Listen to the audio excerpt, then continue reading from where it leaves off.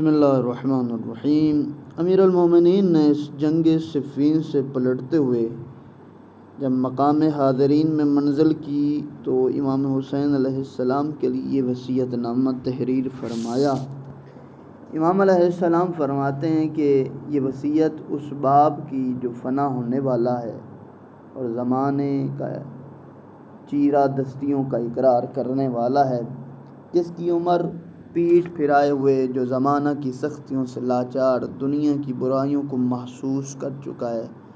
مرنے والوں کے گھر میں مقیم اور کل کو یہاں سے رخت سفر باندھ لینے والا ہے۔ اس بیٹے کے نام جو نہ ملنے والی بات کا آرزومند، جادہ عدم کا راہ پیما، بیماریوں کا ہدف، زمانہ کی ہاتھ گروی، موت کا قرضدار، امیر المومنین نے بڑا خوبصورت یہ وصیت نامہ ہے۔ فرمایا پھر کہ میں نے دیکھا تم میرا ہی ایک ٹکڑا ہو، بلکہ جو میں ہوں وہی تم ہو، یہاں تک اگر تم پر کوئی آفت آئے تو گویا مجھ پر آئی ہے، تمہیں موت آئے گویا مجھ پہ آئی ہے۔ اس سے مجھے تمہارے اتنا ہی خیال ہوا جتنا اپنا ہو سکتا ہے، لہذا میں نے یہ وصیت تمہارے لیے معین کی ہے، اور اس کے بعد ہو سکتا ہے میں زندہ رہوں یا نہ رہوں۔ میں تمہیں وصیت کرتا ہوں کہ اللہ سے ڈرتے رہنا، اس کے احکام کی پابندی کرنا، اس کے ذکر سے قلب کو آباد رکھنا، اس کی رسی کو مضبوطی سے تھامے رہنا، دنیا کے ہاتھ سے اس کے سامنے لانا، گردش روزگار سے اسے ڈرانا، گزرے ہوئوں کے واقعات اس کے سامنے رکھنا۔ فرمایا دیکھو گے تمہیں صاف نظر آئے گا کہ دو دوستوں سے منہ موڑ کر چل دیے، پردیس کے گھر میں جا کر اترے ہیں، اور اسی طرح ہاتھ اور زبان کے ذریعے برائی کو روکتے رہو، جہاں تک ہو سکے بروں سے الگ رہو، خدا کی راہ میں جہاد کا حق ادا کرو، اس کے بارے میں کسی کی ملامت کرنے والے کی ملامت کا اثر نہ لو، کیونکہ ایسا کرنے سے تم اپنے آپ کو ایک مضبوط پناہ گاہ اور قوی محافظ کے سپرد کر دو گے۔ دین میں سوجھ بوجھ پیدا کرو، سختیوں کو جھیل جانے کے عادی بنو، صرف اپنے پروردگار سے سوال کرو، کیونکہ دینا اور نہ دینا بس اسی کے اختیار میں ہے۔ زیادہ سے زیادہ اپنے اللہ سے بھلائی کا طالب رہو، میری وصیت کو سمجھو، اس سے روگردانی نہ کرو۔ اچھی بات وہی ہے جو فائدہ دے، اس علم میں کوئی بھلائی نہیں جو فائدہ نہ دے۔ اے میرے بیٹے، جب میں نے دیکھا کہ کافی عمر تک پہنچ چکا ہوں، دن بدن ضعف بڑھتا جا رہا ہے، کمزور ہوتا جا رہا ہوں، تو میں نے وصیت کرنے میں جلدی کی، اور اس میں کچھ اہم مضامین درج، کہیں ایسا نہ ہو کہ موت میری طرف آئے اور دل کی بات دل میں ہی رہ جائے۔ امیر المومنین پھر فرماتے ہیں میرے بیٹے یاد رکھنا کہ ہماری نظروں سے اوجھل ہو گئی ہوں بعض چیزیں، اگرچہ میں نے اتنی عمر نہیں پائی جتنی اگلے لوگوں کی ہوا کرتی تھی، پہلے زمانے والے بڑی عمر ہوتے تھے، پھر بھی میں نے ان کے کارگزاریوں کو دیکھا ہے، ان کے کاموں کو، ان کے حالات کو دیکھا ہے، واقعات کو دیکھا ہے،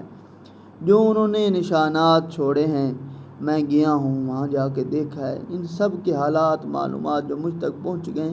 ان کی وجہ سے ایسا ہے گویا میں نے ان کے اول سے آخر تک کے ساتھ زندگی گزاری ہے،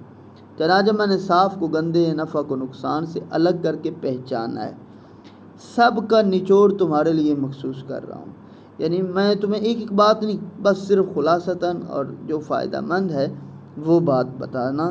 چاہتا ہوں۔ بیٹا یاد رکھو میری اس وصیت سے جن چیزوں کا تمہیں پابندی کرنا ہے، ان میں سے سب سے زیادہ میری نظر میں جس چیز کی اہمیت وہ اللہ کا تقویٰ ہے، وہ پرہیزگاری ہے، جو فرائض کو انجام دینا ہے تم پر ہے، جس راہ پر تمہارے آباء و اجداد، تمہارے گھرانے کے افراد چلتے رہیں اسی پر چلتے رہو، کیونکہ تم اپنے لیے نظر و فکر کر سکتے ہو، انہوں نے اس نظر و فکر میں کوئی کسر اٹھا نہ رکھی تھی، وہ چلے گئے، انہوں نے اپنی زندگی گزاری اور اچھی زندگی گزار کر گئے ہیں۔ پھر فرمایا کہ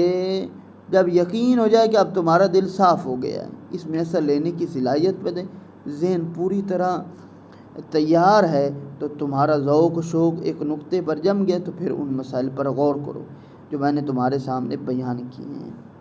اے میرے بیٹے میری وصیت کو سمجھو، یقین رکھو کہ جس کے ہاتھ میں موت ہے اسی کے ہاتھ میں زندگی بھی ہے، جو بھی پیدا کرنے والا ہے وہی مارنے والا ہے، جو نیست نابود کرنے والا ہے وہی دوبارہ پلٹانے والا ہے، جو بیماری میں ڈالنے والا ہے وہی صحت دینے والا ہے، جو نظام چلا رہا ہے وہی زمان کو ختم کر سکتا ہے۔ اور میرے بیٹے تمہیں معلوم ہونا چاہیے کسی ایک نے بھی اللہ کی تعلیمات کو ایسا پیش نہیں کیا جیسے رسول اللہ نے، لہذا ان کو بے طیب بے خاطر اپنا پیشوا نجات کا رہبر بن۔ میں نے تمہیں نصیحت کرنے میں کوئی کمی نہیں کی، تم کوشش کے باوجود اپنے بارے میں اتنا نہیں سوچ سکتے جتنا میں تمہارے بارے میں سوچ سکتا ہوں۔ میرے بیٹے یقین ہو اگر تمہارے پروردگار کو شریک ہوتا تو اس کے بھی رسول آتے، اس کی سلطنت کے بھی آثار دکھائی دیتے، لیکن حالانکہ ایسا نہیں ہے۔ وہ ہمیشہ سے ہمیشہ رہے گا، وہ بغیر کسی نقطۂ آغاز کے تمام چیزوں سے پہلے ہے، بغیر کسی انتہائی حد تک سب چیزوں کے بعد ہے، وہ سب سے بلند اور بالا ہے۔ اس کی ربوبیت کا اثبات قلب یا نگاہ کے گھیرے میں آ جانے سے وابستہ ہے۔ جب تم یہ جان لو کہ پھر عمل کرو ویسا جو تم ایسی مخلوق کو اپنے پست منزلت کے مقدرات اور بڑھتی ہوئی عاجزی اس کی اطاعت کی جستجو کرتے پھرو۔ میرے بیٹے میں نے تمہیں دنیا اور اس کی حالت کی بے ثباتی ناپائیداری سے آگاہ کر دی، آخرت اور آخرت والوں کے لیے جو سر و سامان عشرت ہے آسان اس سے بھی آگاہ کر دی۔ ان دونوں کی مثالیں بھی تمہارے لیے سامنے پیش کرتا ہوں تاکہ ان سے عبرت حاصل کرو، ان کے تقاضے پر عمل کرو۔